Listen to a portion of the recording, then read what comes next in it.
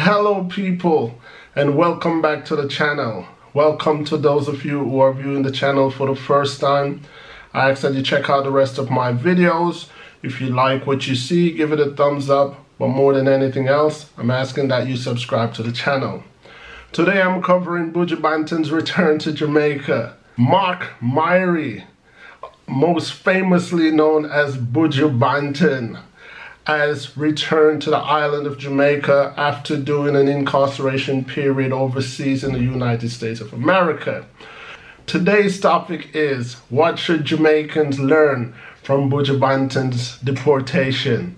But before I even voice my opinion and what I believe Jamaicans should learn from Buju Banton's deportation, I could not let this one slip. As much as I'm a Buju Banton fan, as much as I love the DJ, love the artist, I've been a Buju Banton fan way before he became Rasta and conscious, you know. So I love Buju Banton when he was strictly dancehall, and after he converted and crossed over to all the righteousness, my love for him stayed steadfast, so nothing changed. So all you Buju Banton fans who's about to jump on my case, first and foremost, I want to declare that I am a Buju Banton fan, but at the same time, I have to call it like it is. So, like I say, before I talk about what I believe Jamaicans should take from Buju Banton's deportation, I have to say what Buju Banton should take from his deportation. Of course, I could not let this one slip, Buju. So here's the thing. In all seriousness, in the 1990s, Buju's anthem, "Things Change, no one knows life hard, why don't I never see no money come out?" We love it. We love it. It offended a lot of Jamaicans who were deported or were in the process of being deported.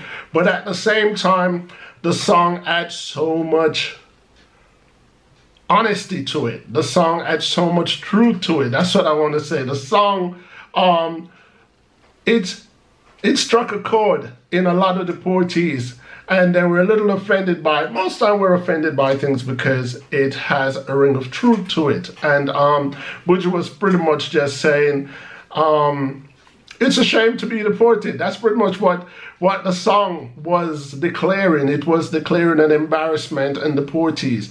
And what Buju need to take from this experience, you know, is that no one is above law. No one is accepted, you know. So it could be me, it could be you, it could be anyone, you know. So all fun and jokes aside, it's been years, it's been decades later, but the DJ have to take from his experience that he has actually learned that he's not exempt from being deported.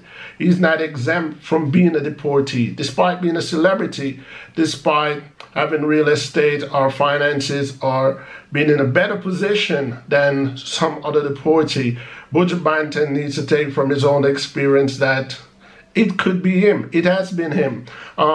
The same finger that he pointed is now pointing back at him. So that's what I wanted my DJ to take from it. I mean, he's mature now, and he's an intelligent artist. He's an intelligent individual. I've been to a few Buju Banton shows. I've lived not so far from the artist, so he's not so much of a stranger to me, even though we don't know each other personally.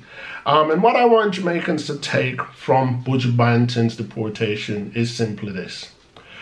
If you live abroad, whether you are a permanent resident, a temporary resident, or a naturalized citizen, or you're just someone who was granted a visiting tourist visa, none of us Jamaicans are exempt from deportation. Doesn't matter what our status is. Residence permit, despite what category it is a privilege, and it can be revoked at any point for one reason or another by any country's rules and regulation. Countries are run by laws, and laws are amended every so often. Every time countries, especially first world countries, campaign for election, immigration is one of the main subject that they campaign on. And Immigration affects all immigrants, immigrants that are looking to enter the country and immigrants who are already in these countries. So I want Jamaicans to take from Buju Banton's deportation, and any other Jamaicans that you know have been deported, or any other Jamaicans that's living out overseas and believing that, well, they're bread butter on both sides. As long as you're a Jamaican citizen and you're living abroad, even those Jamaicans who says, well, it can't go for me because I'm a naturalized US citizen now, I'm a naturalized Canadian or a naturalized British citizen. Like I'm saying, laws can be changed, and all of us Jamaicans that's living overseas, just know it, know for a fact, I'm not speculating this, I'm telling you, we all can be deported. We all, for one reason or another. We don't have to be drug dealers. We don't have to be robbers, or we don't have to be criminal. This is what I'm trying to say. We don't have to break only criminal laws in order to be deported. Countries are independent within their own little box. They have their own rules, and those rules can be tweaked, can be amended, can be changed, can be overturned at a given time. So that's pretty much what I wanted to say to my Jamaican people. And without a doubt, I want to say big welcome back to Buju Banton. You know, freedom anywhere is better than being incarcerated anywhere. Man was born to be free, you know, so whether you're incarcerated for a month or 5 or 10 years, nothing beats freedom. So welcome back. I look forward to hear you come out with some new hits, because Buju Banton, you had time. You had time. As much as the media was trying to distract you while you were incarcerated, I hope and I trust that you use the time consciously. You know, when you have time, you can do a lot of things and meditate and write. And, you know, I'm a writer.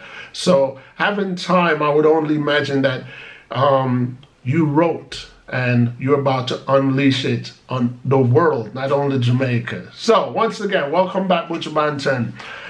And thanks for watching, people. Like I say, give this video a thumbs up. Click the subscribe button and look out for more videos in the future. Until next time, peace.